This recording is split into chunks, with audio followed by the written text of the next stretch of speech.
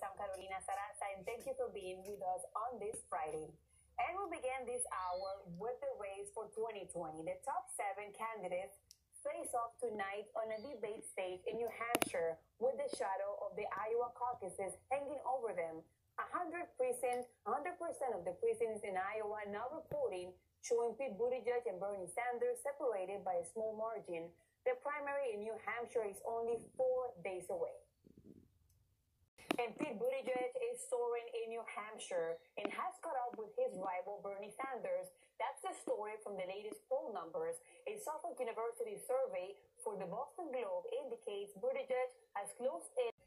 A President Trump taking a victory lap and bragging about his acquittal. Today, he makes his first appearance outside of Washington, D.C. since that impeachment vote. Janet Rodriguez has more. Janet. That's right. I'm leaving the house today. This is the first time that the president approaches the reporters at the helicopter. He hadn't done so during the trial, and he went on to criticize Nancy Pelosi once again for ripping the pages of his State of the Union address.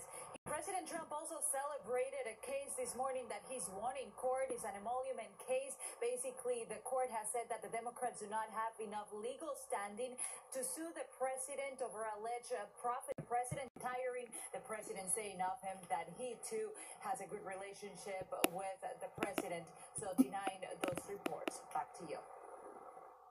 And now to new details on the coronavirus outbreak. The number of fatalities continues to grow. More than 600 cases have been confirmed, and now 3 cruise ships are under quarantine. Lorraine Cáceres has more. 2 planes with about 300 passengers, mostly U.S. citizens, took off Wuhan Thursday, bound for the United States. This is the 3rd group of evacuees from the heart of the coronavirus outbreak. And Lorraine, I know there's a cruise ship in New Jersey with 12 Chinese nationals aboard. What more do you know about that? Well, Carolina, it's a Royal Caribbean ship named the Anthem of the Seas. It stopped this morning in Bayonne, New Jersey, just outside of Manhattan. The 12 Chinese nationals. Thank you, Lorraine, for all that information. Meantime, a father and daughter evacuated from China are in isolation at a California hospital. As Michelle Jurado explains, they will remain there until they get the okay to go home. What a difficult story. Coming up, and welcome back to Univision. An Ohio teen is pleading with state lawmakers to pass legislation to help kids just like her. Alexis Klugo was born with moderate hearing loss. Her family was able to buy her hearing devices, but she says not everyone is as lucky. Nidia Cavazos reports. Thank you, Nidia. Now, a Texas mother is upset about her son was told he could not wear earrings to school. Officials told her it is against the school policy, a policy that hasn't been updated in more than a decade. Azul Alvarez has more.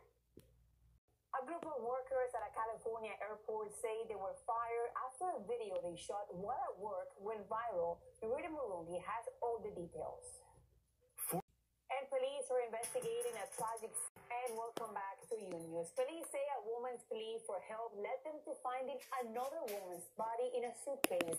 Now, Nevada man faces multiple charges, including kidnapping, assault, and murder. Paola Byron explains. Thank you, Paola, for that report. Now, reports of an apparent murder-suicide in New Jersey. A mother and her 2 children were found stabbed to death in their apartment. The husband's body is found in the woods nearby. Nayeli Chavez has more. Family, saddened and still shocked by the tragedy, say they are making arrangements for the body of the mother and her 2 children to be sent back to their native Dominican Republic. In Salem, New Jersey, Nayeli Chavez Keller, Unews. Thank you, Nayeli. Now, a federal judge in New York has pushed back R. Kelly's trial date to July. The same after the break. Stay with us if you have. And we are back with more on the coronavirus outbreak. Despite severe quarantine and population control measures, we are seeing more and more cases of this coronavirus. Joining me now, Univision's Chief Medical Correspondent, Dr. Juan Rivera, thank you for your time. We are seeing a lot more quarantines. How effective? Now, changing topics, actor Jason Presley opening up about his former co-star Shannon Doherty's diagnosis. After going into remission 2 years ago, the actress has just revealed her breast cancer is back. Sarassa has more.